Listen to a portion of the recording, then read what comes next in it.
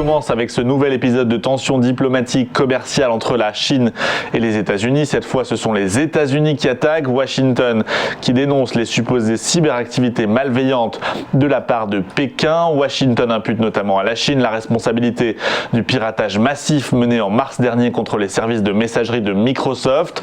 Alors cette campagne dépasse les seuls États-Unis puisque l'Union européenne, la Grande-Bretagne, l'OTAN, le Canada et d'autres ont également publié des communiqués sur ce sujet des cyberactivités chinoises, communiqués distincts mais concertés, ce qui en fait la plus large condamnation des activités numériques émanant contre la Chine. Le président Joe Biden qui va même jusqu'à accuser les autorités chinoises de protéger les auteurs de cyberattaques, voire de leur donner des moyens d'agir. La justice américaine qui a par ailleurs révélé l'inculpation de 4 hackers chinois, dont 3 agents du ministère de la Sécurité d'État accusés d'avoir volé des données ou technologies entre 2011 et 2018. Alors de son côté, la Chine a fermement démenti sa responsabilité en matière d'attaques informatiques.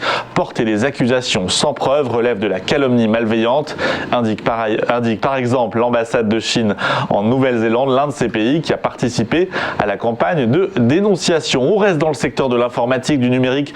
On parle cette fois de l'actualité entreprise, la saison de publication du deuxième trimestre qui se poursuit après les banques la semaine dernière. Et dans le secteur de l'informatique, c'est IBM qui vient de publier son chiffre d'affaires, un chiffre d'affaires qui traduit une activité supérieure aux attentes du marché au deuxième trimestre. IBM qui bénéficie de la dynamique favorable de ses activités dans le cloud, bonne dynamique également en matière de conseil à ses clients suite à la pandémie de Covid-19. De plus en plus de clients investissent dans la numérisation de leurs activités, ce dont le géant informatique profite à plein. En termes de chiffres, ce chiffre d'affaires d'IBM dans l'informatique dématérialisée, donc le cloud, il a grimpé de 13% en deuxième trimestre, 7 milliards de dollars.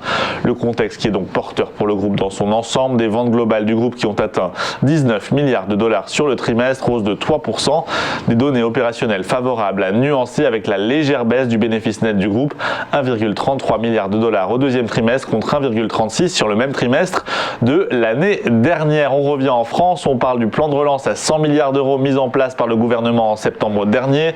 100 milliards d'euros, vous le savez, déployés sur 2 ans pour faire face aux conséquences économiques de l'épidémie de Covid. Levier d'investissement au secteur d'avenir également.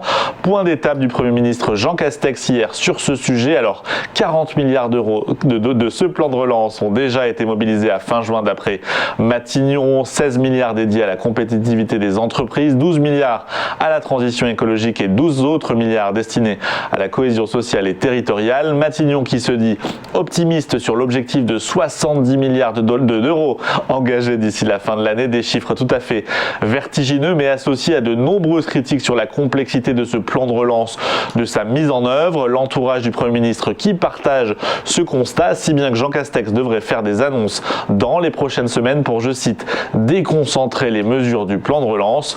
Le gouvernement qui veut aussi aller plus loin, il réfléchit déjà à un plan d'investissement dans une logique de plus long terme pour bâtir la France de 2030, tout en s'attelant à la construction de priorités européennes, notamment avec l'Allemagne. Ce plan qui portera sur les secteurs qui connaissent une transition, voire une accélération technologique très forte, comme les semi-conducteurs ou l'automobile. Voilà pour ces quelques titres. Petite pause à venir. Juste avant, un mot de la clôture d'hier. Le marché parisien qui s'est fait particulièrement peur hier.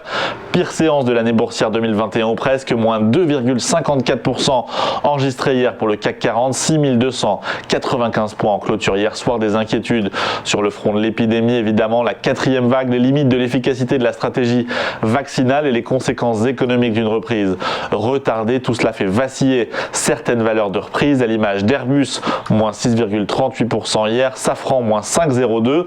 Les banques également lourdement pénalisées, moins 4,6% pour Société Générale, 4,2% pour BNP Paribas. La faute aux rendements obligataires, notamment le 10 ans américain qui sont descendus à leur plus bas niveau depuis février. Paris qui fait cependant un peu moins pire que les autres places européennes, mais qui plonge davantage que Wall Street. L'indice Dow Jones a perdu 2,09% hier, dynamique tout à fait semblable en matière de valeurs. Les valeurs liées au voyage telles qu'United Airlines, moins 5,5%, ou encore American Airlines, moins 4,1%. Les bancaires également, Bank of America, moins 2,6%, JP Morgan, moins 3,2%, Goldman Sachs, moins 2,8%, malgré leurs bons résultats annoncés la semaine dernière. De son côté, le Nasdaq, indice des valeurs tech, résiste mieux à la Covid. Il ne perd qu'1,1% hier, 14 274 points. À noter cependant peut-être Apple, dont l'action avait atteint un pic historique la semaine passée. Eh bien Apple a lâché 2,7% hier, 142,45 $. Voilà pour ce panorama boursier pas très réjouissant de la séance de lundi. On va essayer de garder la tête froide. Petite pause donc juste après l'ouverture de la séance sur les marchés européens avec les équipes d'Interactive Trading. On les rejoint par Skype juste après ça.